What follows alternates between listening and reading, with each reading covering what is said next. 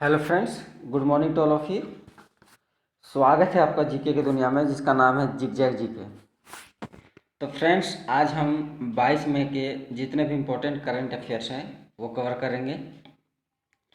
तो friends, video start करने से पहले जो जो चैनल पर नए हैं, चैनल को सब्सक्राइब कर लें, बेल आइकन को प्रेस कर लें, ताकि आपकी आने वाली वीडियो की नोटिफिकेशन मिलती रहे। तो फ्रेंड्स, चलिए वीडियो को स्टार्ट करते हैं। फ्रेंड्स, हमारा आज का पहला क्वेश्चन है कि हाल ही में नाबार्ड ने खरीफ और प्री मानसून संचालन के लिए कितने करोड़ रुपए की फंड जारी की है। तो फ्रेंड्स, हाल ही में नाबार्ड ने 20,500 करोड़ रुपए की फंड जारी की है। अब बात करते हैं नाबार्ड की। तो नाबार्ड का जो फुल फॉर्म है national bank for agriculture and rural development, यानी राष्ट्रीय कृषि और ग्रामीण विकास बैंक। इन्होंने ही अभी 20,500 करोड़ रुपए की जो है फंड जारी की है। ये किसके लिए? खरीफ और प्री मानसून, यानी जो आने वाले कृषि के देखते हुए यह जो है फंड जारी की गई है। चलिए फ्रेंड, बढ़ते हैं अगले क्वेश्चन की ओर। हमारा अगला क्वेश्चन है क्वेश्चन नंबर 2 कि हाल ही में उत्तर प्रदेश के नोएडा अंतर्राष्ट्रीय एयरपोर्ट को बनाने के लिए जिस देश की कंपनी को केंद्रीय गृह मंत्रालय ने स्वीकृति दी है वह कौन सी है? तो फ्रेंड्स, हाल ही में स्विट्जरलैंड देश को यह स्वीकृति प्रदान की गई है। अब बात करते हैं स्विट्जरलैंड की। तो स्विट्जरलैंड की जो राजधानी है वह है बर्न। और स्विट्जरलैंड में खास बात यह है कि स्विट्जरलैंड की 60% जो है सरजमी एल्प्स पहाड़ों से ढकी हुई है। उसी के कारण स्विट्जरलैंड काफ़ी खूबसूरत, यानी विश्व में सबसे बोला जाता है कि खूबसूरत जगह स्विट्जरलैंड ही है। तो स्विट्जरलैंड को ही उत्तर प्रदेश के नोएडा में जो अंतर्राष्ट्रीय हवाई एयरपोर्ट बनेगा उसे केंद्रीय गृह मंत्रालय ने स्वीकृति या मंजूरी दे दी है। हमारा तीसरा क्वेश्चन है आज का कि हाल ही में जिस बैंक ने वीडियो के जरिए केवाईसी स्वीकार करने वाला देश का पहला बैंक बन गया है। तो फ्रेंड्स, इस लॉकडाउन को देखते हुए हाल ही में कोटक महिंद्रा बैंक ने वीडियो के जरिए, याद रखिएगा दोस्तों, कोटक महिंद्रा बैंक ने वीडियो के जरिए केवाईसी स्वीकार करने का पहला देश बन गया है, पहला बैंक बन गया है। तो बात करते हैं कोटक महिंद्रा बैंक की। तो कोटक महिंद्रा बैंक यह भारत में कार्यरत एक निजी क्षेत्र का बैंक है और 1 अप्रैल 2015 को, दोस्तों ये डेट याद रखिएगा, 1 अप्रैल 2015 को आईएनजी बैंक का विलय कोटक महिंद्रा बैंक में हो गया था। चलिए फ्रेंड्स, बढ़ते हैं अगले क्वेश्चन की ओर। और हमारा अगला क्वेश्चन है, बहुत ही इम्पोर्टेंट क्वेश्चन है कि किस देश के प्रधानमंत्री थॉमस थबाने ने औपचारिक तौर पर अपने पद से इस्तीफा दे दिया है? तो फ्रेंड्स, हाल ही में लेसोथो, यानी ऑप्शन डी, लेसोथो के प्रधानमंत्री ने औपचारिक तौर पर अपने पद से इस्तीफा दे दिया है। इसमें इम्पोर्टेंट पॉइंट याद रखने वाली बात यह है दोस्तों कि जो लेसोथो है वह एक अफ्रीकी देश है और यह अफ्रीका महाद्वीप में पड़ता है। और इसका जो कैपिटल वो हम बाद में डिस्कस करेंगे, कैपिटल और मुद्रा के बारे में भी आपको बता दूंगा, या फिर आप लोग लेसोथो के कैपिटल और मुद्रा की जो है कमेंट बॉक्स में दे सकते हैं। तो बता दें दोस्तों, इसमें इम्पोर्टेंट बात यह है कि थॉमस थबाने जो है ना, थॉमस थबाने को उनके पत्नी के खिलाफ 2017 में उनके पत्नी की मृत्यु की जो केस चल रहे थे, इसी के कारण वो 80 साल के थबाने ने कहा कि मैं अब बहुत समय से काम कर रहा हूँ, मैं थक चुका हूँ, मैं रिटायर होना चाहता हूँ। तो इसलिए उन्होंने इस पद से इस्तीफा दे दिया। फ्रेंड्स, मैं बताना चाहूँगा कि 80 साल के थबाने के रिटायर के बाद अब जो वहाँ के वित्त मंत्री हैं, इनका नाम है मोकेटेसी मोहारो, जो अब वहाँ के पीएम होंगे।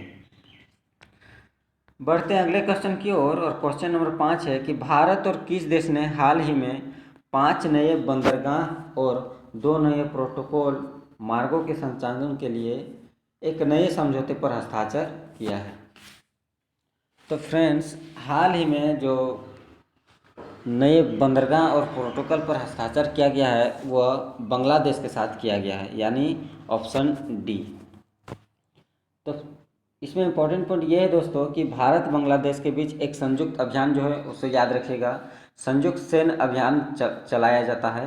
तो इसका जो नौवां संस्करण चला वो 14 दिन तक चला था भारत में।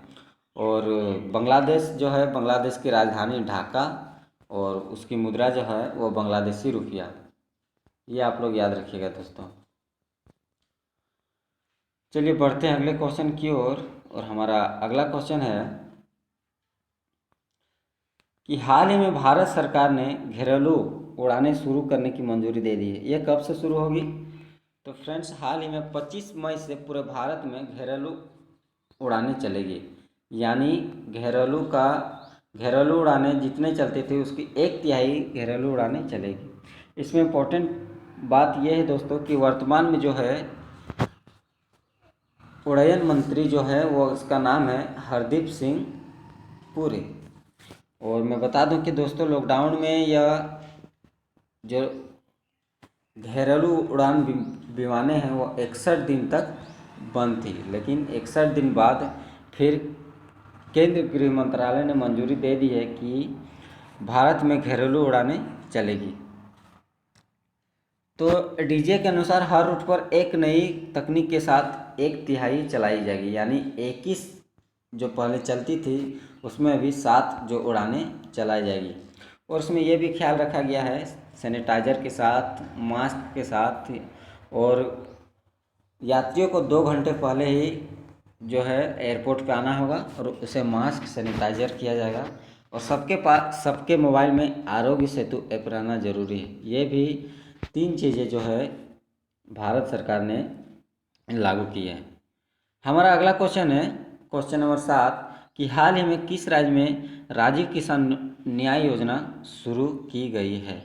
तो फ्रेंड्स, हाल ही में छत्तीसगढ़ में राजीव किसान न्याय योजना शुरू की गई है। तो फ्रेंड्स, इससे इम्पोर्टेंट पॉइंट कुछ जान लेते हैं कि 21 मई को, यानी कल जो था 21 मई को राजीव गांधी की पुण्यतिथि थी और इसी पुण्यतिथि के आधार पर राजीव किसान न्याय योजना की शुरुआत की गई है। मैं बता दूं दोस्तों कि छत्तीसगढ़ देश का पहला ऐसा राज्य है जहां पे ये किसान को क्या करेगी, आर्थिक मदद करेगी। यानी ये जो राजीव किसान न्याय योजना है इसके तहत संपूर्ण किसानों को लगभग 5700 करोड़ रुपए की जो है बिल पास की गई है।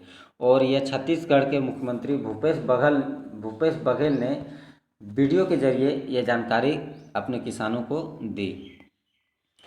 बात करते हैं झारखंड की, तो झारखंड में हाल ही में दीदी किसान मतलब प्रत्येक 20 किलोमीटर में दीदी किचन की शुरुआत की गई है, जिससे जो है जितने भी प्रवासी मजदूर सड़क पर घूम रहे हों वो झारखंड में प्रत्येक 20-20 के किलोमीटर में वो अपना खाना खा सकते हैं।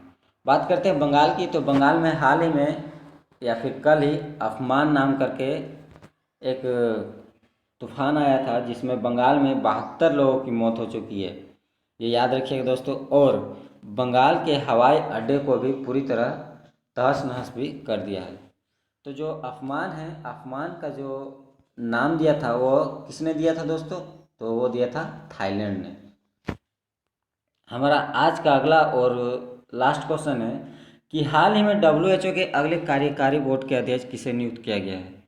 तो हाल ही में सुर्खियों में रहा हुआ न्यूज है ये कि हाल ही में WHO के जो कार्यकारी है वो इंडिया को दिया गया है। तो जो हाल ही में WHO के कार्यकारी बोर्ड के अध्यक्ष चुना गया है वो है डॉक्टर हर्षवर्धन, यानी ऑप्शन नंबर ए। तो जो डॉक्टर हर्षवर्धन है यह किसकी जगह लेंगे? तो वह जगह लेंगे डॉक्टर हिरोकी नटकानी का। तो फ्रेंड्स, डॉक्टर हिरोकी नटकानी जो कि जापान से थे और डॉक्टर हर्षवर्धन जो है भारत में यानी इंडिया, हमारे इंडिया के हैं। मैं बता दूं दोस्तों, इम्पोर्टेंट रखने वाली बात इसमें यह है कि WHO के कार्यकारी जो मेंबर होते हैं वो उसमें 34 मेंबर होते हैं, और इन्हीं 34 मेंबरों में से हेड इन्हें बनाया गया है, डॉक्टर हर्षवर्धन को। डॉक्टर हर्षवर्धन या WHO के बारे में थोड़ा जान लेते हैं कि WHO का जो स्थापना हुआ था वो हुआ था 7 अप्रैल 1948 को, और इसका जो मुख्यालय है वो मुख्यालय है कहाँ, स्विट्जरलैंड, जेनेवा में। और हाल ही में इसके डायरेक्टर जनरल हैं, उसका नाम है टेड्रोस आधानामी, यानी टेड्रोस आधानामी या फिर अधामो। तो फ्रेंड्स, उम्मीद है आपको वीडियो अच्छी लगी होगी। वीडियो अच्छी लगी है तो शेयर कीजिए, लाइक कीजिए, और इसी तरह के वीडियो देखने के लिए हमारे चैनल को सब्सक्राइब कीजिए। मिलते हैं कल फिर हम लोग 23 मई के इम्पोर्टेंट करंट अफेयर्स के साथ। तो धन्यवाद दोस्तों, गुड बाय।